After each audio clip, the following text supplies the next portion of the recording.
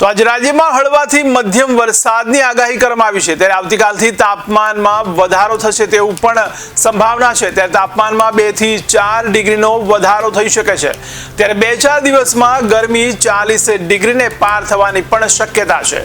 તો મહત્વના સમાચાર હવામાનને લઈને કહી શકાય। ત્યારે આજે રાજ્યમાં હળવાથી મધ્યમ વરસાદની આગાહી કરવામાં આવી, તો આવતીકાલથી તાપમાનમાં વધારો થશે તેવી પણ સંભાવના છે। ત્યારે તાપમાનમાં 2 થી 4 ડિગ્રીનો વધારો થઈ શકે છે।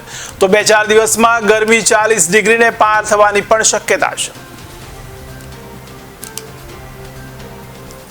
ત્યારે તાપમાનમાં 2 થી 4 ડિગ્રીનો વધારો થાય તેવી શક્યતા સેવાઈ રહી છે। ત્યારે 2-4 દિવસમાં 40 પાર જવાની પણ શક્યતા સેવાઈ રહી છે। જો કે આજે રાજ્યમાં હળવાથી મધ્યમ વરસાદની પણ આગાહી હવામાન વિભાગે કરી છે।